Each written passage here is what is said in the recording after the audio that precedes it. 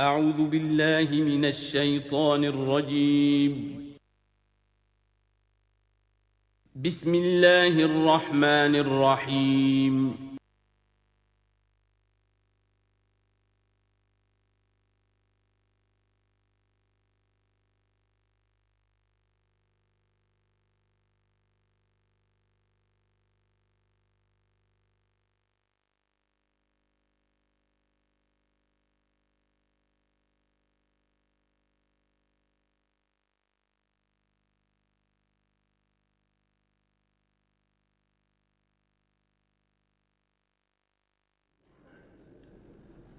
اما بعد فاعوذ باللہ من الشیطان الرجیم بسم اللہ الرحمن الرحیم حامیم والکتاب المبین انا جعلناہ قرآنا عربیا لعلکم تعقلون وقال تبارک وتعالی کما ورد فی سورۃ یوسف علیہ الصلاۃ والسلام الف لام را تلک آیات الکتاب المبین انا انزلناہ قرآنا عربیا لعلکم تعقلون وقال عز وجل کما ورد فی سورۃ الزمر قرآنا عربیا غیر ذی عوج وقال جل وعلا کما ورد فی اول سورۃ الکہف الحمد للہ الذی انزل علی عبدہ الکتاب ولم یجعل لہ عوجا صدق اللہ العظیم رب اشرح لی صدری ویسر لی امری واحلل عقدۃ من لسانی یفقہوا قولی۔ تعارف قرآن کے ضمن میں جو مباحث پہلی نشست میں مکمل ہو چکے ہیں اس میں ایک کمی رہ گئی تھی، اس کو پورا کر لیجئے۔ قرآن مجید کی 2 آیات کے بارے میں یہ روایت موجود ہے صحیح مسلم میں حضرت عبداللہ ابن مسعود رضی اللہ تعالی عنہ سے کہ سورہ بقرہ کی آخری 2 آیات حضور کو شب معراج میں عطا ہوئی ہیں۔ وہ زمین پر نازل نہیں ہوئیں بلکہ حضور نے آسمان پر پہنچ کر ان کو حاصل کیا ہے۔ یہ امت کے لیے شب معراج کے تحفے کے طور پر یہ 2 آیتیں آمن الرسول بما انزل الیہ من ربہ والمؤمنون کل آمن باللہ وملائکتہ وکتبہ ورسلہ لا نفرق بین احد من رسلہ وقالوا سمعنا واطعنا غفرانک ربنا والیک المصیر۔ پھر آخری آیت جس میں طویل ترین دعا ہے۔ یہ 2 آیات جو ہیں مستثنیٰ کر لیجئے تو باقی جو ہے قرآن مجید وہ پھر پورا حجاز میں زمین پر نازل ہوا ہے محمد الرسول اللہ صلی اللہ علیہ وسلم کے قلب مبارک پر۔ اب جو اگلی بحث ہے اس تعارف قرآن کے ضمن میں، قرآن کی زبان کون سی ہے؟ یہ سب جانتے ہیں عربی زبان ہے، لیکن کون سی عربی؟ عربی کوئی ایک نہیں ہے۔ جیسا کہ آپ کو معلوم ہے کہ ایک زبان ہوتی ہے پھر اس کے ڈائلیکٹس ہوتے ہیں۔ پنجابی زبان کے نہ معلوم کتنے ڈائلیکٹس ہیں، بنگلہ زبان کے نہ معلوم کتنے ڈائلیکٹس ہیں، پشتو کے کتنے ڈائلیکٹس ہیں۔ عربی زبان کے اس وقت پورے عالم عرب کے اعتبار سے تو دیکھیے تو ہر ملک کا جو ہے اپنا لہجہ ہے اور ان کے اپنے انداز ہے۔ تو خود نزول قرآن کے وقت بھی پورے جزیرہ نمائے عرب میں کوئی ایک زبان نہیں تھی، زبان ایک تھی لیکن اس کے لہجے مختلف تھے، الفاظ مختلف تھے۔ تو یہ جان لیجئے کہ قرآن نازل ہوا ہے حجاز کے بادیہ نشینوں کی زبان میں۔ وہ اصل عربی زبان حجازی قوم سمجھتی تھی، شہری زبان نہیں، دیہاتی زبان، یعنی کہ شہروں میں دوسرے ملکوں کے لوگ آتے جاتے رہتے تھے۔ خاص طور پر مکہ مکرمہ جو ہے وہ تو چونکہ ایک بہت بڑا تجارتی مرکز تھا۔ لإلاف قریش ایلافہم رحلۃ الشتاء والصیف فلیعبدوا رب ھذا البیت۔ ان کے قافلے جاتے تھے، آتے تھے، دوسرے تاجر بھی آتے تھے، تو ظاہر بات ہے کہ شہروں کے اندر تو پھر زبان جو ہے وہ مکسڈ ہو جاتی ہے، خالص نہیں رہتی۔ یہی وجہ ہے کہ قریش کے جو شریف گھرانے تھے، اونچے گھرانے تھے، وہ اپنے بچوں کو صحرا میں بھیج دیتے تھے کہ ان کی پرورش وہاں ہو، وہاں وہ خالص عربی زبان سیکھیں، ان کی زبان جو ہے پولیوٹڈ نہ ہو۔ تو بادیہ نشین حجاز کے، نجد کے نہیں، حجاز کے بادیہ نشین، ان کی زبان میں قرآن نازل ہوا ہے۔ یہ آیتیں اس سے پہلے بھی سامنے آ چکی ہیں سورہ زخرف کی، انا جعلناہ قرآنا عربیا لعلکم تعقلون، ہم نے اس اپنے کلام قدیم کو عربی زبان کا جامہ پہنایا ہے۔ انا انزلناہ قرآنا عربیا، یہ سورہ یوسف کی آیات، ہم نے اتارا ہے اسے قرآن عربی بنا کر، قرآنا عربیا لعلکم تعقلون۔ سورہ زمر میں قرآنا عربیا غیر ذی عوج، یہ عربی مبین میں ہے، صاف ستھری دھلی ہوئی عربی زبان جس میں کہیں کوئی ٹیڑھ نہیں ہے، کوئی ایچ پیچ نہیں ہے۔ اور یہی پھر سورہ کہف میں جو ایک ترانہ حمد اللہ نے ہمیں سکھایا ہے کہ میرے اس انعام عظیم پر میرا شکر ادا کیا کرو، تو کن الفاظ میں الحمدللہ الذی انزل علی عبدہ الکتاب ولم یجعل لہ عوجا۔ تو یہ عربی مبین جو ہے اگرچہ اصلاً ہے بادیہ نشین حجاز کے، البتہ یہ کہ عرب کے دوسرے قبائل کے بھی ان کی زبانوں کے بعض الفاظ اس میں آئے ہیں۔ اس سے آگے بڑھ کر یہ کہ بعض معرب الفاظ بھی ہیں، ہندی زبان کا کوئی لفظ اس نے عربی کا جامہ پہن لیا، فارسی زبان کا کوئی لفظ اس نے عربی کا جامہ پہن، وہ بھی قرآن میں بعض ہیں، استثناءات ہیں یہ۔ جیسے سنگ گل، یہ فارسی زبان کا لفظ ہے، سنگ گل، وہ سجیل بن کر قرآن مجید میں آ گیا ہے۔ حجارۃ من سجیل، یہ جو الم تر کیف فعل ربک باصحاب الفیل سورہ فیل میں ہے، سنگ گل کا سجیل بنا۔ اس طرح کے کچھ اور الفاظ بھی ہیں، لیکن یہ سمجھیے کہ ایکسیپشنز پروو دی رول، یہ استثناءات ہیں، قاعدہ اپنی جگہ پر قائم رہے گا کہ یہ حجاز کے بدوؤں بادیہ نشینوں کی جو زبان تھی اس میں قرآن نازل ہوا ہے۔ اس قرآن کے بارے میں، اس کی زبان کے بارے میں جو چند پہلو سامنے رہنے چاہیے، فصاحت اور بلاغت کی معراج، یہ میں بعد میں قرآن کے وجوہ اعجاز پر جب بحث کروں گا کہ یہ کس کس اعتبار سے معجزہ ہے، تو وہاں زیادہ تفصیل سے یہ بات آئے گی کہ عربی زبان کی فصاحت اور بلاغت کی معراج ہے۔ آپ کو معلوم ہے کہ آج بھی دنیا میں یہودی بھی ہیں جن کی مادری زبان عربی ہے، عیسائی بے شمار ہیں جن کی مادری زبان عربی ہے، ان کے ہاں بھی عربی ادب کی چوٹی کی کتاب جو پڑھائی جاتی ہے وہ قرآن ہے۔ یہ انہیں ماننا پڑتا ہے کہ عربی ادب کی جو آخری کتاب ہے، چوٹی کی کتاب ہے، وہ یہی ہے۔ یہودی بھی پڑھائیں گے، جیسے آپ انگریزی زبان پڑھنی ہے سمجھنی ہے تو شیکسپیئر کے بغیر آپ کیسے سمجھیں گے، اب وہ تو ایک سٹینڈرڈ ہے۔ اسی طریقے سے یوں سمجھیے کہ عربی زبان عربی ہونے کے اعتبار سے کلام اللہ ہونا اس پر ان کا ایمان نہیں ہے، لیکن یہ کہ عربی زبان کے اعتبار سے اس کی فصاحت اور بلاغت کا لوہا وہ مانتے ہیں۔ پھر اس میں ایک خاص ملکوتی غنا ہے، ڈیوائن میوزک، صوتی آہنگ ہے، عذوبت ہے، مٹھاس ہے۔ لاہور میں ایک صاحب ہیں جو پروفیسر ہیں فونیٹکس کے پنجاب یونیورسٹی میں، وہ کہتے ہیں میں ثابت کر سکتا ہوں کہ جتنے بھی آج دنیا میں اصول ہیں صوتی، یہ خود اپنی جگہ ایک بہت بڑی سائنس ہے، اس کے اعتبار سے میں ثابت کر سکتا ہوں کہ بلند ترین موسیقی قرآن مجید میں ہے، ملکوتی غنا۔ اسی لیے قرآن مجید کو اچھی سے اچھی آواز میں پڑھنے کی تاکید آئی ہے۔ زینوا القرآن باصواتکم، قرآن کو اپنی آوازوں سے مزین کرو۔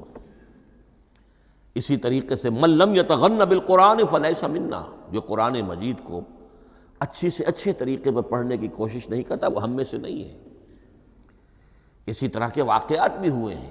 حضرت ابو موسیٰ اشعری رضی اللہ تعالی عنہ، وہ بہت خوش الحان تھے، تو ایک روز حضور سفر رات کے وقت کہیں گشت پر تھے، جا رہے تھے ان کے مکان کے قریب سے، تو وہ اس وقت رات کی نماز میں قرآن پڑھ رہے تھے، تو حضور وہاں کافی دیر تک کھڑے ہو کر سنتے رہے۔ ظاہر بات ہے کہ اس وقت کے مکان کیا ہوتے تھے، ایک ایک حجرہ ہوتا تھا، یہ کوئی کئی کنال کی کوٹھیاں تو نہیں ہوتی تھی کہ کیا پتہ چلے ان کے اندر کیا ہو رہا ہے۔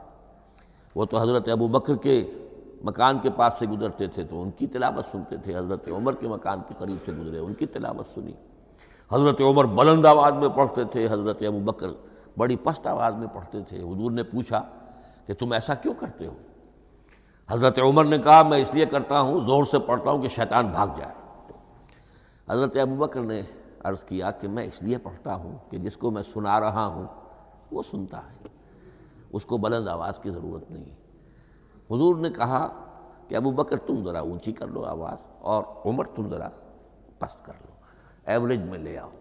تو بہرحال یہ معاملہ حضور کا صحابہ کے ساتھ ہوتا تھا۔ تو ابو موسیٰ اشعری رضی اللہ تعالی عنہ کی جب قرأت آپ نے سنی تو اگلے روز جب ملاقات ہوئی فجر میں تو آپ نے تحسین فرمائی ان الفاظ میں، یا ابا موسیٰ انک قد اوتیت مزمارا من مزامیر آل داود، اے ابو موسیٰ تمہیں تو اللہ نے آل داود کے سازوں میں سے ایک ساز عطا کیا ہے، یعنی حضرت داود کے گلے میں جو ساز تھا، خوش الحانی تھی، ان کی آواز نہایت خوبصورت تھی۔ تو اسی طریقے سے اب وہاں کوئی مزمار سے مراد وہ نہیں ہے آلات موسیقی نہیں، گلے میں جو اللہ تعالیٰ نے رکھا ہے۔ تو انک قد اوتیت مزمارا من مزامیر آل داود۔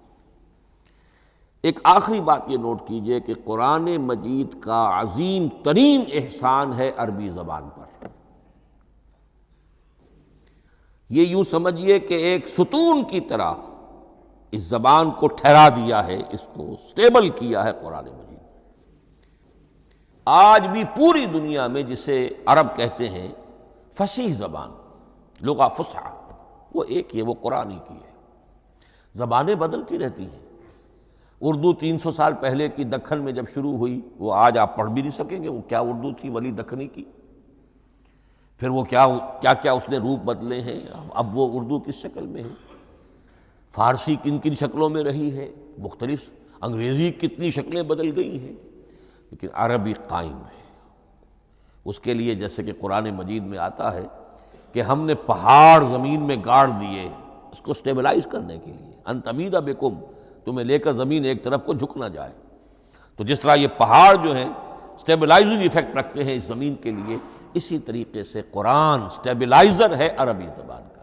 اس کے اندر جو ایک ٹھہراؤ اور جماؤ پیدا کیا ہے، یہ قرآن مجید کا احسان عظیم ہے۔ تعارف قرآن کے ضمن میں اگلی گفتگو، قرآن کے اسماء و صفات۔ عربوں کا ایک خاص ذوق تھا، اور ظاہر بات ہے کہ اللہ تعالیٰ نے جب قرآن نازل کیا ہے تو عربوں کے ذوق کو بھی مد نظر رکھا ہے۔ ان کا ذوق کیا تھا؟ جس چیز سے انہیں محبت ہوتی تھی اس کے وہ بہت سے نام رکھتے تھے۔ گھوڑے کے لیے ہزاروں لفظ مل جائیں گے آپ کو، شیر کے لیے 5000 الفاظ مل جائیں، تلوار کے لیے 5000 الفاظ مل جائیں گے۔ یعنی اس شے کی جو بھی صفت ہے اس صفت کے اعتبار سے ایک نام، کوئی اور صفت ہے اس صفت کے ایک اور نام۔ تو وہ صفاتی نام، اب جیسا کہ آپ کو معلوم ہے اللہ کے 99 نام صفاتی تو ہے نا، اللہ کی ایک صفت دوسری صفت، اسی کے اعتبار سے اس کے نام ہیں۔ قرآن مجید کے اسماء علامہ جلال الدین سیوطی رحمۃ اللہ علیہ نے 55 شمار کیے، لیکن وہ بھی مکمل نہیں ہے لسٹ، اس لیے کہ اس میں ایک اہم نام برہان یہ شامل نہیں ہے۔ ان میں سے جو اہم اسماء ہیں میں آپ کو سنا دیتا۔ القرآن، جس پر گفتگو بعد میں ہوگی، اس لیے کہ سب سے زیادہ ایک رائے یہ ہے کہ یہ تو اس میں جامد ہے، اس میں علم ہے قرآن کے لیے، پراپر ناؤن ہے۔ الکتاب، الذکر، الہدیٰ، النور، الفرقان، کلام اللہ، الوحی، روحا من امرنا۔ پھر اس کی صفات کے اعتبار سے الکریم، الحکیم، العظیم، المجید، المبین، رحمہ، العلی، بصائر، بشرا، بشیر، نذیر، عزیز، قرآن عزیز، بلاغ، بیان، احسن القصص، احسن الحدیث، موعظہ، شفاء، مبارک، مہیمن، قیم، مثانیہ، متشابہ۔ یہ میں نے آپ کو 23 نام بتائے ہیں، لیکن یہ کہ علامہ جلال الدین سیوطی نے 55 گنوائے۔ لیکن جو بحث دلچسپ ہے وہ یہ ہے کہ جو اس کے لیے لفظ القرآن ہے، اس کے معنی کیا ہیں اور یہ کس مصدر سے، کس مادے سے یہ لفظ بنا ہے؟ ایک رائے تو یہ ہے کہ یہ اس میں جامد ہے، یہ مشتق نہیں ہے، کسی مادے سے نکلا ہوا نہیں ہے۔ اور یہ بھی آپ نوٹ کر لیجئے، اللہ کے اسماء میں سے بھی ایک نام کو سمجھا جاتا ہے، وہ مشتق نہیں ہے، اس میں جامد ہے، اس میں علم ہے، اور وہ ہے اللہ۔ باقی سارے نام صفاتی ہیں، ایک نام، اس لیے اس میں ذات کہتے ہیں، اس کو اس میں ذات۔ لیکن یہ رائے متفق علیہ نہیں ہے، یہ کچھ لوگوں کی رائے ہے۔ ایک رائے یہ بھی ہے کہ یہ بھی اس میں علم نہیں ہے، یہ بھی مشتق ہے الہ سے۔ جیسے حکیم، یہ صفت ہے، الحکیم یہ اللہ کا نام ہو گیا۔ الہ ایک معبود، الالہ معبود برحق، الالہ وہ اللہ بن گیا، ایک رائے یہ۔ لیکن یہی اسی طریقے سے نوٹ کیجئے کہ قرآن مجید کے بارے میں بھی ایک رائے یہ ہے کہ القرآن اس میں علم ہے، پراپر ناؤن ہے، یہ جامد ہے، یہ مشتق نہیں ہے، کسی اور مادے سے نکلا نہیں۔ لیکن جو اکثریت کی رائے ہے، جس پر تقریباً اجماع ہے، وہ یہ ہے کہ نہیں، یہ اس میں جامد نہیں، اس میں مشتق ہے۔ لیکن پھر دو رائے ہیں کہ مادہ کیا ہے۔ ایک قرن، قاف را نون، اور ایک قرا، قاف را حمزہ، یہ دو مختلف مادوں کے بارے میں رائے ہے کہ قرآن ان سے نکلا ہے۔ قرن کہتے ہیں کسی چیز کا قریب ہو جانا، جڑ جانا، مل جانا۔ یہ حج کی جو تین شکلیں ہیں، حج تمتع ہے، حج قران ہے، اور حج افراد ہے۔ قران کیا ہے؟ ایک ہی احرام میں عمرہ بھی اور حج بھی دونوں کو جمع کر لیا جائے تو یہ حج قران ہے۔ اسی سے قران الصعدین کا لفظ استعمال ہوتا ہے۔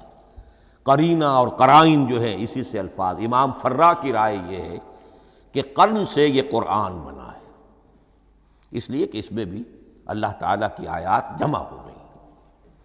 اسی طرح قرأ، قاف را اور حمزہ، اس قرات کا مصدر بھی بن جاتا ہے، جیسے رجحان، را جیم ہے، رجح سے رجحان، غفران، غفرانک ربنا، پروردگار ہم تیری مغفرت کے خواستگار ہیں۔ اسی طرح قرآن قرأ سے بنا ہے۔ مفعول جو ہے وہ مصدر کے معنی میں آ جاتا ہے، یعنی پڑھی جانے والی شے۔ اور ایک قرأ آتا ہے عربی زبان میں، قرأت الماء فی الحوض، میں نے پانی جمع کر لیا حوض کے اندر، بارش ہوئی، میں نے کچھ پانی حوض میں جمع کر لیا، قرأت الماء فی الحوض۔ اسی سے قریہ کا لفظ بنا، قریہ بستی کو کہتے ہیں جہاں لوگ جمع ہو کر رہتے ہیں، قریہ۔ تو اس معنی میں یہ قرآن جو ہے یہ جمع ہے اللہ تعالیٰ کی اسماء صفات اور اللہ کی ذات جو ہے اور اس کی آیات کا جامع ہے۔ یہ ہے لفظ قرآن کی بحث۔ اگلی بحث اور بڑی اہم ہے اور دلچسپ ہے، قرآن کا اسلوب کلام کس کیٹیگری میں فال کرتا ہے؟ قرآن کیا ہے؟ ایک شے کی تو سختی سے نفی کی اللہ نے، یہ شعر نہیں ہے۔ وَمَا عَلَّمْنَاهُ الشِّعْرَ وَمَا يَنبَغِي لَهُ، سورہ یاسین۔ ہم نے شعر تو انہیں سکھایا ہی نہیں، محمد الرسول اللہ کو صلی اللہ علیہ وسلم، اور وہ شعر ان کے شایان شان بھی نہیں ہے۔ شاعروں کے بارے میں سورہ شعراء میں چونکہ بالعموم شاعروں کے بارے میں جو بات کہی گئی ہے، وَالشُّعَرَاءُ يَتَّبِعُهُمُ الْغَاوُونَ أَلَمْ تَرَ أَنَّهُمْ فِي كُلِّ وَادٍ يَهِيمُونَ إِنَّهُمْ يَقُولُونَ مَا لَا يَفْعَلُونَ إِلَّا الَّذِينَ آمَنُوا۔ استثناء تو ہے کہ اچھے لوگ بھی ہوتے ہیں، لیکن اکثر و بیشتر شعراء کا معاملہ یہی ہے، ان کی پیروی کرتے ہیں وہی لوگ کہ جو حد سے گزرنے والے ہوتے ہیں، لا ابالیانہ انداز والے لوگ، غیر سنجیدہ لوگ پیروی کرتے ہیں۔ خود وہ بھی زمین و آسمان کے قلابے ملاتے ہیں، کبھی ادھر کی بات کبھی ادھر کی بات۔ اور تیسری بات یہ کہ عام طور پر جو کہتے ہیں وہ کرتے نہیں ہیں، انہم یقولون ما لا یفعلون۔ تو یہ شعر کی تو نفی کی گئی ہے قرآن مجید، جیسا کہ میں نے آپ کو سنایا تھا سورہ حاقہ کی آیات، انہ لقول رسول کریم وما هو بقول شاعر، یہ شاعر کا کلام نہیں۔ البتہ ایک بات نوٹ کیجئے، جسے آزاد شاعری، آزاد نظم کہا جاتا ہے، وہ میرا گمان یہ ہے، میں نے چونکہ ان چیزوں کا کوئی تحقیقی مطالعہ نہیں کیا ہے، کہ شاید وہ ہے ہی قرآن سے ماخوذ آزاد شاعری۔ اس میں وزن نہیں ہوتا، ردم ہوتا ہے۔ آزاد شاعری کے اندر ایک ردم ہوتا ہے، وزن نہیں ہے، ایک مصرع اتنا سا، ایک بڑا لمبا چوڑا، لیکن ردم رہے گا۔ یہ جو آزاد شاعری، بلینک ورس جس کو آپ کہتے ہیں، میرا گمان یہ ہے کہ شاید دنیا میں اس کا رواج قرآن کے بعد ہی ہوا ہو، اور قرآن مجید ہی کی نقالی میں یہ صنف جو ہے ادب کی وہ ایجاد کی گئی ہو۔ واللہ عالم، میں یہ بات دعوے سے نہیں کہہ سکتا، گمان ہے میرا۔ البتہ یہ کہ اب اس سے آگے چلیے، شعر نہیں ہے، نثر ہے، لیکن نثر کے اعتبار سے بھی کون سی کیٹیگری میں آئے گی؟ کیا یہ کتاب عام معنی میں جسے ہم کتاب کہتے ہیں وہ کتاب ہے؟ ایک تو وہ بات تھی نا جو اقبال کے حوالے سے میں نے آپ سے کہی، کتابیں نیست چیزیں دیگر است، اس وقت وہ بات نہیں میں کہہ رہا۔ عام کتابوں سے اس کا فرق کیا ہے؟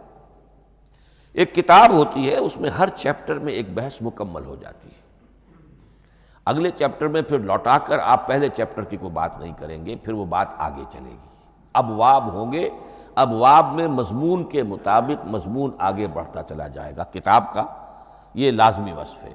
قرآن مجید اس معنی میں کتاب نہیں ہے، اس میں قصہ آدم و ابلیس 7 جگہ آ رہا ہے، بار بار آ رہا ہے، سورہ بقرہ میں، سورہ اعراف میں، سورہ ہجر میں، سورہ بنی اسرائیل میں، سورہ کہف میں، پھر سورہ طٰہٰ میں، چلتے جائیے، سورہ صاد میں حضرت موسیٰ علیہ السلام کا قصہ کتنی مرتبہ آ رہا ہے۔ تو قرآن مجید اس کتاب کی کیٹیگری، اس کی ڈیفینیشن پر پورا نہیں اترتا۔ دنیا میں جو کتاب کا معیار ہے، عام اس کا جو اسلوب ہے، اس کی جو ڈیفینیشن ہے، ایک شکل ہوتی ہے مجموعہ مقالات، وہ بھی نہیں ہے، اس میں ہر مقالہ اپنی جگہ پر ایک مکمل شے ہوتی ہے، لیکن یہ کہ وہ دوسرے مقالات سے تو مختلف ہوگی، یہ مجموعہ مقالات بھی نہیں۔ اس کا اسلوب جو ہے وہ خطبے کا ہے، اوریشن، اور یہ کہا جا سکتا ہے it's a collection of divine orations. یہ اللہ تعالیٰ کے خطبات کا مجموعہ ہے۔ مختلف اوقات میں خطبے نازل ہوتے تھے حضور پر صلی اللہ علیہ وسلم، اور یہ بھی جان لیجئے کہ عرب میں ادب کی 2 ہی صنفیں تھیں جو معروف تھیں، یا شعر یا خطبہ، یا خطیب ہوتے تھے بڑے شعرا بیان خطیب، اور یا شاعر ہوتے تھے۔ تو یہ جب شعر کے اسلوب پر نہیں تھا تو خطابت کا اسلوب ہے جو اللہ نے اختیار فرمایا، اور ہر موقع پر، ہر مرحلے پر جو خطبہ اس وقت کے حالات کی مناسبت سے نازل ہوا وہ ایک صورت ہے۔ تو یہ ہے کلیکشن آف ڈیوائن اوریشنز، یہ اللہ تعالیٰ کے مجموعہ خطبات الہیہ اسے کہا جا سکتا ہے، لیکن اس سے جو چند نتیجے نکلتے ہیں وہ نوٹ کرنے ضروری ہیں۔ خطبے میں مخاطب اور مخاطب کے مابین ایک ریپور ضروری ہے۔ اگر کوئی مصنف بیٹا کتاب لکھ رہا ہے، اس کے سامنے کوئی سامع نہیں ہوتے، وہ تو اپنی مگن میں جو بھی خیال ہے اپنے دل میں وہ لکھ رہا ہے۔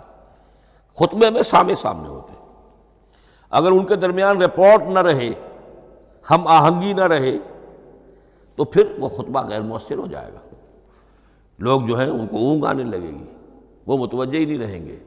تو ایک رپورٹ مخاطب اور مخاطب ان کے درمیان۔ دوسرے یہ کہ خطبہ کا ایک وصف لازمی یہ ہوتا ہے کہ ایک واقعاتی پس منظر ہوتا ہے پیچھے موجود۔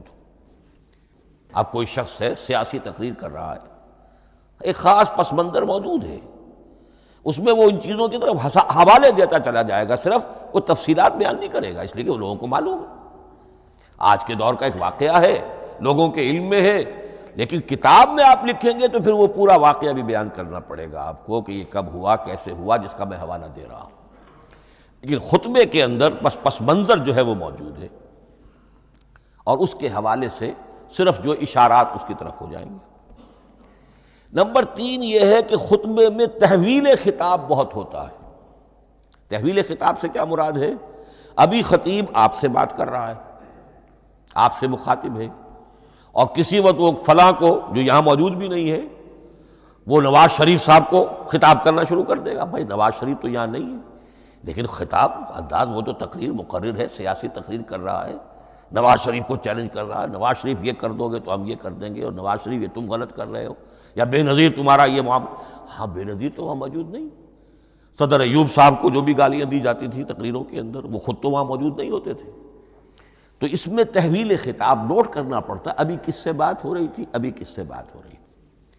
قرآن مجید میں آپ دیکھیں گے ایک آیت میں حضور سے خطاب ہے، اگلی آیت میں کفار سے خطاب ہے، اس سے اگلی آیت میں اہل ایمان سے خطاب ہے.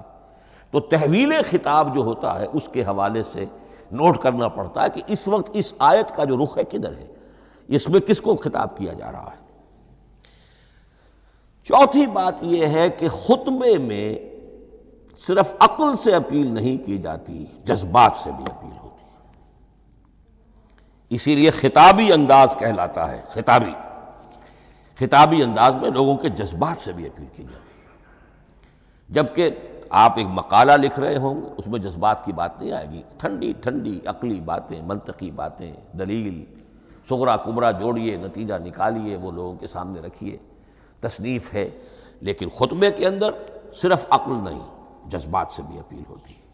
اب یہ سارے اوصاف میں جو بیان کر رہا ہوں یہ سب قرآن مجید میں بتمام و کمال بدرجہ اتم موجود ہیں. اور آخری بات یہ کہ خطبے میں، اور یہ کہ یہ چیز مشترک ہے غزل میں بھی اور قصیدے میں بھی اور خطبے میں بھی، اس کا اول و آخر بہت جامع اور مؤثر ہونا چاہیے. اسی لیے مطلع مقطع یہ خاص طور پر ہوتے ہیں نا. مقطع میں آ پڑی ہے سکون گسترانہ بات، جس غزل کا مطلع جاندار ہے اس کو آدمی پڑھے گا. اور اگر وہ مطلع پھسپھسا ہے وہ باقی نظم پڑھے گا ہی نہیں، چاہے آگے اس کے اندر بڑا عمدہ شعر بھی ہو وہ نہیں پڑھے گا. مطلع ہی جو ہے بے جان ہے، پھسپھسا ہے. پھر مقطع آخری جو شعر ہو. تو قصیدے میں بھی یہ ہے اور خطبے میں بھی یہ ہے. یہی وجہ ہے کہ قرآن مجید کی صورتوں میں اکثر و بیشتر شروع کی آیات اور آخری آیات انتہائی اہم ہوتی ہیں، بہت جامع ہوتی ہیں، جن کو کہا جاتا ہے کہ یہ سور جو ہیں ان کی ابتدائی آیات، خواتین اور پہلی آیات. اب سورہ بقرہ کی آیات شروع کی، پھر آخری جو ابھی میں نے آپ کو سنائی. یہی آل عمران کا معاملہ ہے، کس شان کے ساتھ وہ اٹھ رہی ہے. یہی سورہ حج کا ہر جگہ پر آپ دیکھیں گے ابتدائی جو ہے خطیب اگر ایسی بات، ایسا انداز اختیار کرے کہ اپنے سامعین کی توجہ کو اپنی طرف مبذول کرا لے، اگر شروع کا انداز ایسا نہیں ہے تو وہ بات آگے بڑھے گی نہیں. آخری بات یہ کہ خطبے میں ہمیشہ یہ ہوگا کہ ایک مین سپیکر جو ہے اس کی ایک بات سامنے ہے کہ میں نے یہ بات اپنے سامعین کے ذہن میں بٹھانی ہے، لیکن دائیں بائیں کی باتیں کرے گا. کوئی قصہ بھی سنائے گا، کوئی شعر پڑھے گا، کوئی اور کوئی لطیفہ بھی سنائے گا. ہمارے ہاں کے جو بہترین خطیب جو ہوتے تھے وہ احراری حضرات جو ہے بہترین خطیب ہوتے تھے. اور آپ نے سنا مولانا عطا اللہ شاہ بخاری رحمۃ اللہ علیہ، ان کی تقریریں 6 گھنٹے تک لوگ سنتے تھے. وہ کبھی رلا بھی رہے ہیں، کبھی ہنسا بھی رہے ہیں. عام آدمی تنقید بھی کرے گا کہ یہ کیا ادھر ادھر کی باتیں کر رہے ہیں، لیکن وہ پھر جب آخری تقریر ہوتی تھی تو جب تقریر ختم ہوتی تھی، جو بات وہ ذہن میں بٹھانا چاہتے تھے، دل میں اتارنا چاہتے تھے، وہ بیٹھ چکی ہوتی تھی. باقی یہ کہ ادھر ادھر کی چیزیں جو ہیں وہ آکسیلری چیزیں ہیں وہ رہتی ہیں. یہ ہیں 6 اوصاف خطبات کے، اور قرآن مجید کے اندر بھی یہ اوصاف کم و بیش موجود ہیں. قرآن کا اسلوب خطبے کا ہے. اب اگلی بحث پر آئیے، قرآن مجید کی ترکیب اور تقسیم، سنتھیسس اور ڈویژنز. اب اس میں سمجھیے کہ کلام جو ہے اللہ کا کلام ہے. کلام مرکب ہوتا ہے کلمات سے. کلمات حروف سے بنتے ہیں. عربی زبان کے حروف 28 یا 29 ہیں.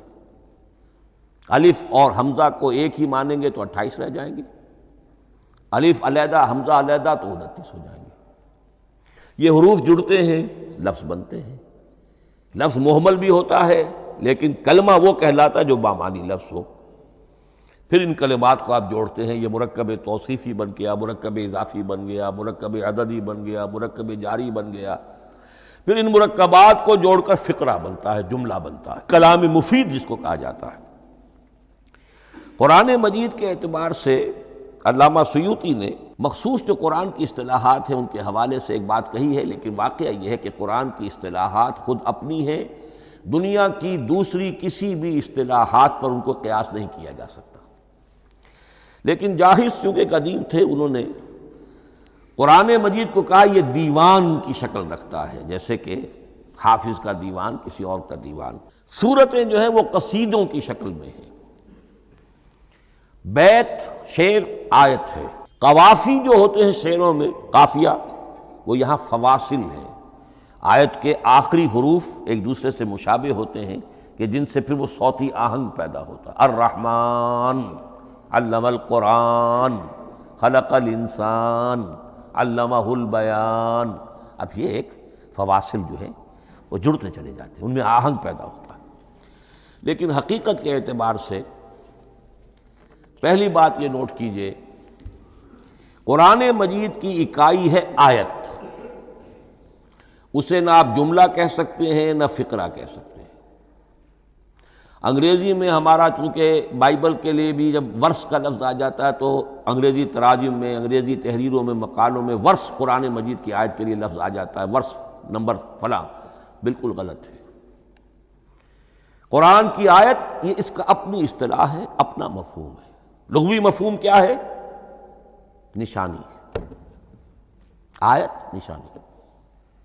قرآن کی ہر آیت اللہ کے علم اور حکمت کی نشانی ہے۔ اب قرآن کی آیتیں نوٹ کیجئے، صرف حروف پر بھی مشتمل ہے، الف لام میم حروف مقطعات اور آیت بن گئی۔ وہ مرکبات ناقصہ پر بھی مشتمل ہے، والعصر مرکب جاری ہے، حرف جار، آیت ہو گئی۔ پورے جملے پر بھی مشتمل ہے، ان الانسان لفی خسر، ایک جملہ ہے،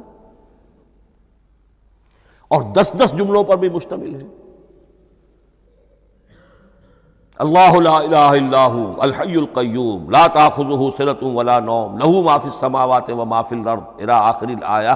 آیت الکرسی کا انالیسس کیجئے، 10 جملے موجود ہیں اس میں۔ تو نوٹ کر لیجئے، یہ چیز توقیفی کہلاتی ہے، یہ کسی گرامر کے اصول پر نہیں ہے، کسی منطق کے اصول پر نہیں ہے۔ آیات قرآنیہ کی تعیین توقیفی ہے، یعنی حضور کے بتانے پر موقوف ہے۔ حضور نے بتایا والعصر، یہ آیت ہو گئی، آیت ہو گئی، ہم آیت مانیں گے۔ الف لام میم آیت ہو گئی۔ قاف حرف ایک ہے، یہ آیت نہیں ہے۔ نون ایک حرف ہے، آیت نہیں ہے۔ قاف والقرآن المجید ایک آیت بنی، نون والقلم وما یسطرون ایک آیت بنی۔ تو اس طریقے سے اس کو کہتے ہیں توقیفی، موقوف علیہ ہے حضور کے بتانے پر۔ اب اس میں روایات کا اختلاف ہو سکتا ہے کہ حضور سے کوئی روایت یہ ہو کہ یہ ایک آیت بنی یا 2 آیتیں بنی۔ مثلاً بڑی اہم مثال آپ کو دے رہا ہوں، سورہ مزمل کی جو دوسرا رکوع ہے، پورا دوسرا رکوع وہ ایک آیت شمار ہوتا ہے، اور میرا بڑا گمان رہا بہت عرصے تک کہ یہ ایک آیت نہیں ہو سکتی، یہ مختلف اوقات میں نازل ہوئی ہیں، 2 اوقات میں نازل ہوئی ہے، اور یہ مجھے قول مل گیا علامہ سیوطی کے ہاں، حضرت عبداللہ ابن عباس رضی اللہ تعالی عنہما کا قول کہ یہ 2 آیتیں ایک نہیں۔ لیکن یہ کہ یہ ہوگا موقوف روایت پر، میں کوئی نہیں ہوں جو اسے قرار دے سکوں۔ ہاں مجھے اگر کوئی روایت مل جاتی ہے، کوئی خبر یا اثر، خبر محمد الرسول اللہ کی یا اثر آپ کے کسی صحابی کا صلی اللہ علیہ وسلم و رضی اللہ تعالی عنہ، تو پھر یہ ہے کہ ہم مانیں گے۔ تو اس کو کہتے ہیں توقیفی۔ آیات اور سور کا معاملہ توقیفی ہے بالکل، یا کسی منطق، کسی گرامر، کسی اصول بیان، کسی پر مبنی نہیں ہے، یہ مبنی ہے حضور کے بتانے پر۔ اس طرح سورت کسے کہتے ہیں؟ عربی زبان میں سور کے معنی ہے فصیل۔ فَضُرِبَ بَيْنَهُمْ بِسُورٍ لَهُ بَابٌ، سورہ حدید کے اندر الفاظ آئے۔ اب اس کا کیا تصور دیا گیا کہ ہر آیت جو ہے وہ اللہ کے علم اور حکمت کی نشانی ہے۔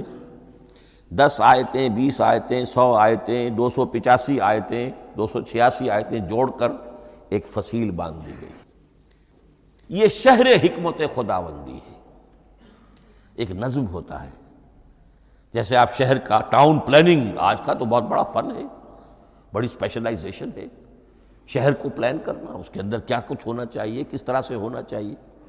تو یہ سورت جو ہے یہ ایک یونٹ ہے قرآن مجید کی، اور اس کا جو لفظی معنی ہے فصیل، گویا کہ اس نے گھیرے میں لیا ہوا ہے ایک شہر معنی کو، علم و حکمت کے ایک شہر کے گرد یہ فصیل جو ہے پوری ہوئی ہے۔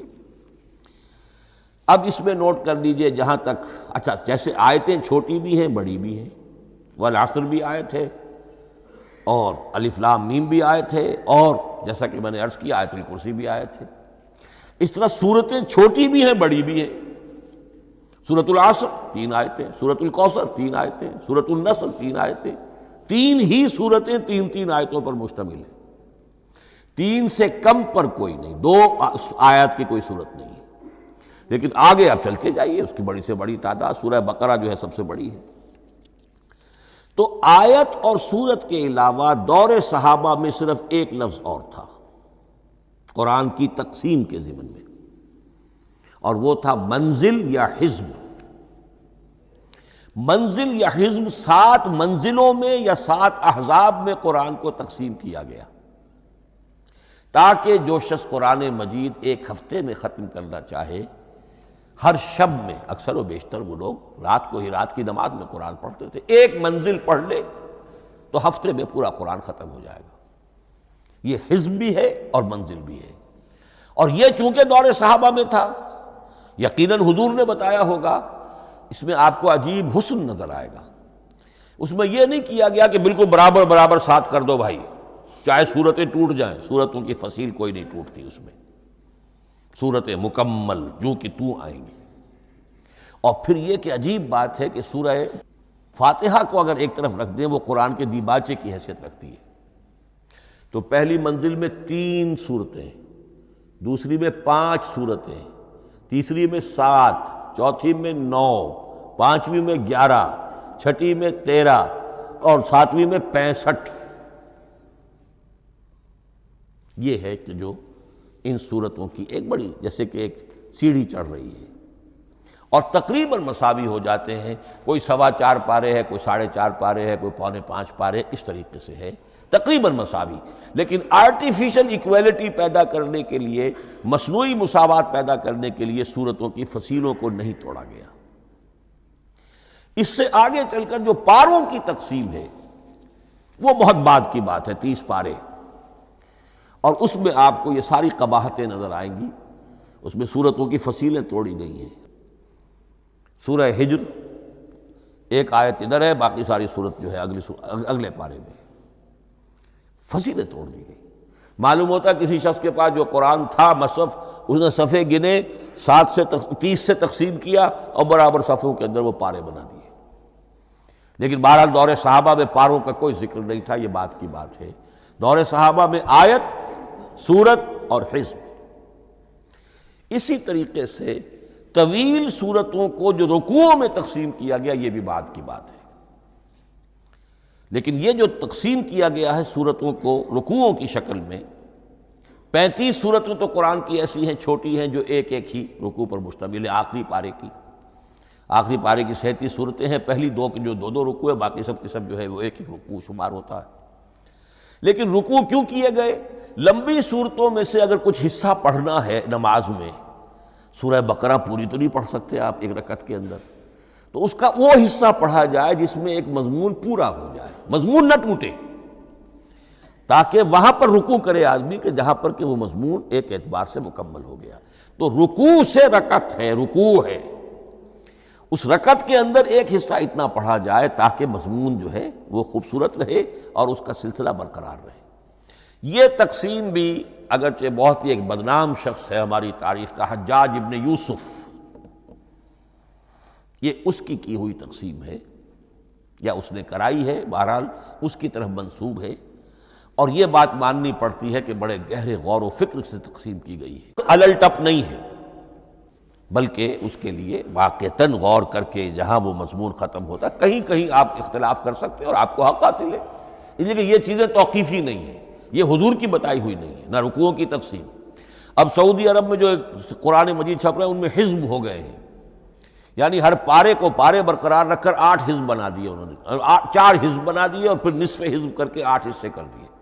تو یہ چیزیں جو ہمارے ہاں رکوع تو پاروں سے ادھر ادھر ہو جاتے ہیں، پارا بدل گیا رکوع وہی چل رہا ہے، اس لیے کہ رکوع میں مضمون کو پیش نظر رکھا گیا ہے، جبکہ پارے میں مضمون کو نہیں سامنے رکھا گیا۔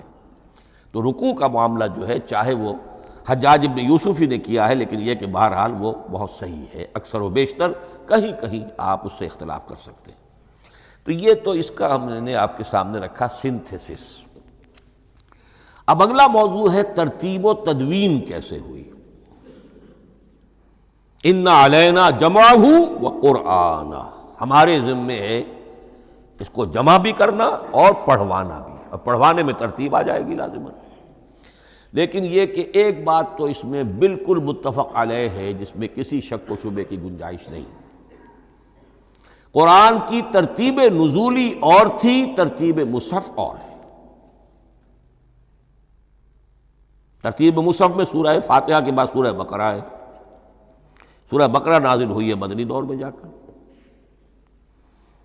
پھر سورہ آل عمران ہے وہ بھی مدنی ہے، سورہ نساء ہے وہ مدنی ہے، سورہ مائدہ ہے وہ مدنی، پھر آئی ہے سورہ انفال اور سورہ توبہ۔ یہ سورہ انفال تو مدنی نہیں، سورہ انعام اور سورہ اعراف یہ ہے کہ جو مکیات ہیں، یہ کہ بھی مکی دور کی بھی آخری زمانے کی ہے۔ ابتدائی جو مکی صورتیں وہ سب سے آخری حصے میں ہیں، 29واں پارہ اور 30واں پارہ۔ تو ترتیب نزولی اور تھی، ترتیب مصحف اور ہے، اس میں تو کسی شک و شبے کی گنجائش نہیں۔ لیکن ہمارے ہاں اہل تشیع نے اس چیز کو بہت اچھالا ہے۔ ان میں سے بعض گروہ ایسے ہیں جن کا کہنا یہ ہے کہ اصل قرآن جو ہے وہ ترتیب نزولی کے مطابق تھا، یہ ترتیب تو عثمان نے کر دی رضی اللہ تعالی عنہ۔ حضرت علی کے پاس اصل قرآن جو ترتیب نزولی کے مطابق تھا موجود تھا، اور اب بھی ان کے خیال میں جو ان کے امام غائب جو ہیں چھپے ہوئے ہیں غار میں، تو ان کے پاس وہ نسخہ اصل حضرت علی والا موجود ہے، اور جب وہ ظاہر ہوں گے تو اصل قرآن لے کر آئیں گے۔ یہ سارے شیعوں کا قول نہیں ہے، لیکن یہ کہ ان میں بہت سے لوگ ہیں کہ جو ان باتوں کو مانتے ہیں۔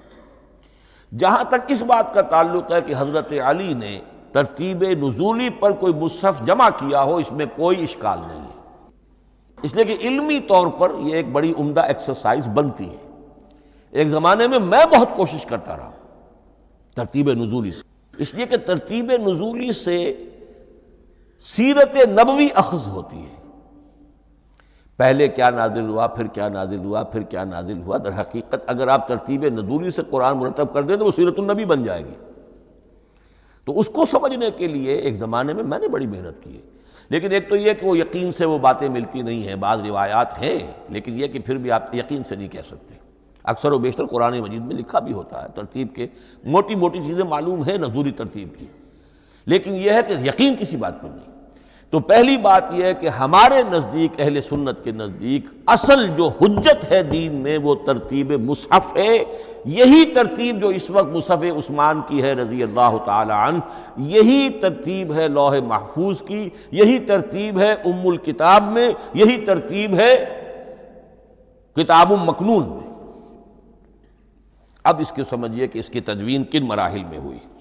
سب سے پہلے اس کے جو مراحل ہیں 3، خود نبی اکرم صلی اللہ علیہ وسلم کے زمانہ مبارک میں جمع اور ترتیب یہ ہو گئی، لیکن کتابی شکل میں نہیں، ما بین الدفتین نہیں۔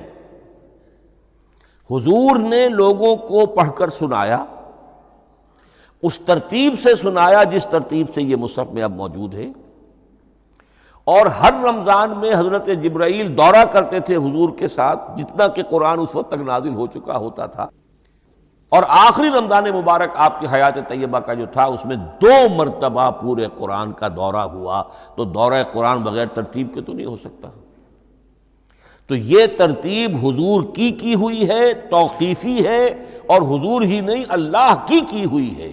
یہی ترتیب لوح محفوظ میں، کتاب مکنون میں اور ام الکتاب میں ہے، اور یہ ترتیب حضور دے کر گئے ہیں صحابہ کرام کو۔ حفاظ تھے، کتنے حفاظ جو ہیں جنگ یمامہ میں شہید ہو گئے، تبھی تو خیال آیا کہ اس کو کتابی شکل میں بھی مرتب کیا جائے۔ لیکن کتابی شکل میں جسے کہتے ہیں دو گتوں کے درمیان ایک کتاب مجلد، اس صورت میں جہاں تک میں تحقیق کر سکا ہوں اور جہاں تک ہمارے اکثر و بیشتر لوگوں کی رائے ہے، حضور کے زمانے میں یہ اس طریقے سے مابین الدفتین، دو گتوں کے مابین ایک کتاب کی شکل میں قرآن موجود نہیں تھا۔ لوگوں کے سینوں میں محفوظ تھا، جیسے محمد الرسول اللہ کے سینے میں محفوظ تھا۔ ان علینا جمعہ، وہ جمع حضور کے سینے میں کیا اللہ نے۔ اسی طرح پھر صحابہ کرام بے شمار جو حفاظ تھے ان کے سینوں میں محفوظ تھا۔ دوسرا مرحلہ کب آیا؟ جب حضرت ابوبکر صدیق کے عہد خلافت میں جنگ یمامہ میں بہت سے حفاظ شہید ہو گئے۔ اب ایک تشویش پیدا ہوئی، ایسا نہ ہو کہ قرآن ضائع ہو جائے، لہذا اسے کتابی شکل میں مرتب کر لینا چاہیے۔ اس کے لیے پھر بہت سے صحابہ نے حضرت ابوبکر کو اپروچ کیا کہ جتنے قراء ہیں، جتنے کاتبین وحی ہیں، ان سب کو آپ جمع کیجئے اور جمع کر کے اس قرآن مجید کو ایک کتاب کی شکل میں جمع کر لیں۔ حضرت ابوبکر شروع میں بہت ریلیکٹنٹ رہے، بہت ریلیکٹنٹ رہے۔ ان کا ایک خاص مزاج تھا، اتباع رسول کا جذبہ انتہا درجے کا۔ جو کام حضور نے نہیں کیا میں کیسے کروں؟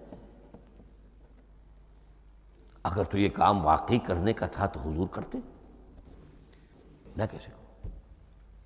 لیکن یہ کہ جب صورتحال بہت لوگوں کی طرف سے دباؤ پڑا کہ نہیں یہ کر لینا چاہیے، ان کے سامنے بھی حکمت آ گئی، تو پھر انہوں نے اتفاق کرتے ہوئے جتنے بھی کاتبین وحی تھے ان سب کی ایک کمیٹی بنائی اور ان کو کہا کہ اب اس قرآن کو مرتب کر کے ایک کتابی شکل دے دی جائے۔ وہ کتابی شکل حضرت ابوبکر کے دور میں ہو گئی۔ تیسرا مرحلہ کیا ہے؟ یہ کتابی شکل میں جب قرآن مجید آ گیا اور شروع میں یہ اجازت تھی کہ ہر قبیلے، ہر علاقے کے لوگ اپنے لہجے میں پڑھ لیں۔ اب پنجابی ہمارا مسلمان جو ہے وہ چاقو کو کاچو کہے گا تو وہ لکھے ہوئے کو بھی چاقو کو کاچو پڑھ کے نکلے جائے گا۔ تو مختلف لہجوں میں ہونے سے وہ ان کا جو ہے قرآن مجید بدل رہا تھا، کوئی کسی طرح پڑھ رہا ہے، کوئی کسی طرح پڑھ رہا ہے۔ اب اس کی تشویش ہوئی حضرت عثمان کے زمانے میں، جب دور بہت پھیل گیا، اسلام کا دائرہ، دارالاسلام کی وسعت بہت ہو گئی کہ اس طرح اگر یہ لوگ پڑھیں گے اور اپنے اپنے لہجے کی وجہ سے اب اس لہجے میں شکل بدل بھی جاتی ہے لفظ کی۔ کاچو کو کاف الف چے واو لکھنا شروع کر دیں گے پھر کہ کاچو سنا ہم نے، تو چاقو تو سنا ہی نہیں۔ تو ایک لفظ ہے چاقو لکھ رہا ہے اور ایک کاچو لکھ رہا ہے، تو چاقو اور کاچو میں فرق ہو گیا۔ لہذا اس وقت پھر جو کام کیا گیا وہ یہ کہ ایک ہی رسم تحریر، رسم کتابت، رسم الخط میں قرآن مجید کے نسخے تیار کیے گئے۔ اصل میں ایک بہت بڑا مغالطہ ہو جاتا ہے ہمارے جمعوں کے خطبوں میں، حضرت عثمان رضی اللہ تعالیٰ عنہ کے نام نامی کے ساتھ وہ قوافی جو ہیں ان کی مناسبت سے جامع آیات القرآن عثمان ابن عفان رضی اللہ تعالیٰ عنہ، غالب علی کل غالب علی ابن ابی طالب رضی اللہ تعالیٰ۔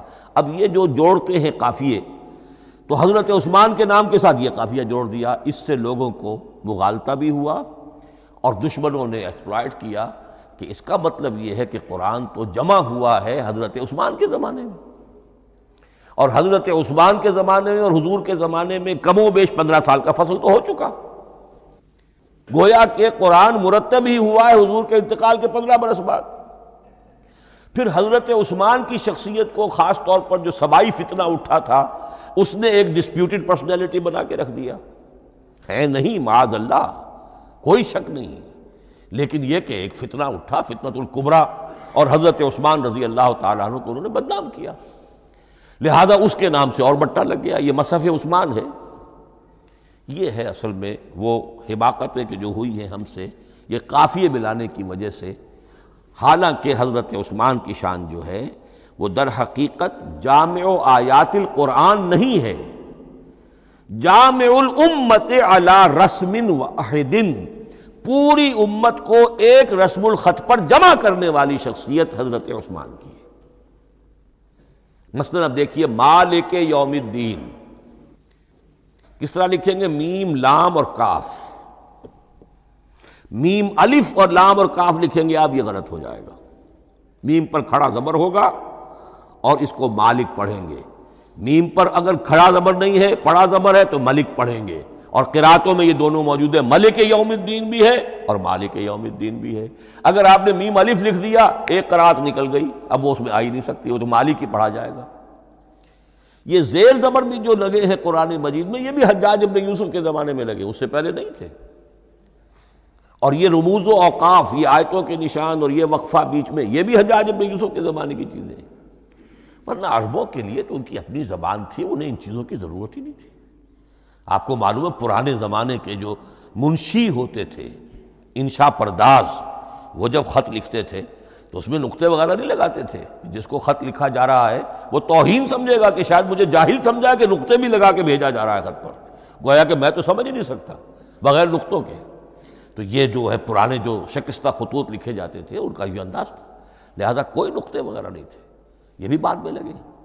تو ملک یوم الدین، مالک یوم الدین، اس کی رسم آئے گا میم لام کاف، کھڑا زبر ہے مالک یوم الدین اور ویسے پڑا زبر ہے ملک یوم الدین۔ یہ رسم الخط ہے جس پر کہ حضرت عثمان رضی اللہ تعالی عنہ نے پوری امت کو جمع کر دیا، اور اس کے نسخے تیار کرا کے، مختلف روایات میں آتا ہے 5 یا 7 نسخے تھے، ایک مدینہ منورہ میں رکھا اپنے پاس، اور اسی پر ان کے خون کے دھبے بھی ہیں، اور وہ نسخہ قرآن مجید کا اب استنبول کے اندر ہے، توپ کاپی کا جو عجائب خانہ ہے، عجائب گھر ہے، جس میں جہاں نوادرات کے ساتھ ساتھ حضور کے بھی کچھ تبرکات اور جمع ہیں، وہاں وہ نسخہ موجود ہے۔ اس میں انگلی جو کٹی تھی حضرت نائلہ جو ان کی اہلیہ تھی، جب وار کیا گیا ہے حضرت عثمان پر، قرآن پڑھ رہے تھے، انہوں نے روکا اپنے ہاتھ سے تو ان کی انگلی کٹی اور اس کے خون کے قطرے جو ہیں وہ مصحف پر آئے۔ تو یہ وہ قرآن، پھر انہوں نے ایک مکہ مکرمہ میں، ایک دمشق میں، ایک کوفے میں، ایک یمن، ایک بحرین، ایک بصرہ، مختلف جگہوں پر وہ آفیشل ورشن قرآن کا صرف رسم الخط اسکرپٹ کے اعتبار سے۔ لیکن اب پھر نوٹ کر لیجئے، قرآن مرتب ہو چکا، مدون ہو چکا دور نبوی میں، لیکن کتابی شکل میں نہیں، سینوں میں محفوظ۔ دور خلافت ابی بکر میں وہ کتابی شکل میں لایا گیا، اور اس کے لیے پھر بحث ہوئی کہ اب اس کا نام کیا رکھا جائے۔ اس کے لیے کئی نام تجویز ہوئے، سفر بھی، انجیل بھی، وغیرہ وغیرہ، لیکن پھر اس کو حضرت عبداللہ ابن مسعود رضی اللہ تعالی عنہ نے اہل حبشہ سے استشہاد کرتے ہوئے مصحف نام رکھا، مصحف۔ یہ مصحف بن گیا حضرت ابوبکر کے زمانے میں، لیکن مصحف کی قرات کے جو فرق ہو رہے تھے تو وہ لکھنے کے اندر بھی فرق آنا شروع ہو گیا، اس کو دور کیا حضرت عثمان نے، اس کا آفیشل ورژن تیار کروایا، ایک رسم الخط پر پوری امت کو جمع کر دیا، باقی جو نسخے تھے انہیں آپ نے پھر ضائع کر دیا، تاکہ کوئی اور یہ نہ رہے کہ اب یہ بھی ایک تھا پرانا نسخہ نکل آیا، اس میں تو یہ لفظ اس طرح لکھا ہوا ہے۔ تو جامع الامت علی رسم واحد، ایک ہی رسم الخط پر پوری امت کو جمع کرنے والی شخصیت وہ حضرت عثمان کی ہے رضی اللہ تعالی عنہ۔ بہرحال یہ نوٹ کیجئے کہ یہ مرحلہ بھی حضرت عثمان کے زمانے میں، تو یوں سمجھیے کہ حضرت عثمان کا پورا عہد بھی آپ جوڑ لیں تو آپ کی جو شہادت ہے وہ تقریباً یوں سمجھیے کہ حضور کے انتقال کے وہ 25 برس بعد ہے، گویا ربع صدی کے اندر اندر حضور کے انتقال کے بعد، چوتھائی صدی کے اندر اندر سارے مراحل طے ہو گئے۔ یہی وجہ ہے میں نے شروع میں آپ کو بتایا تھا کہ پوری دنیا یہ مانتی ہے کہ آج جو قرآن مسلمانوں کے پاس ہے یہ ہے وہی جو محمد عربی صلی اللہ علیہ وسلم نے اپنی امت کو دیا تھا۔ یہ دوسری بات ہے کہ ہم سمجھتے ہیں کہ محمد عربی صلی اللہ علیہ وسلم کو یہ اللہ کے کلام کی صورت میں حضرت جبرائیل نے پہنچایا تھا، وہ اس کو نہیں مانتے۔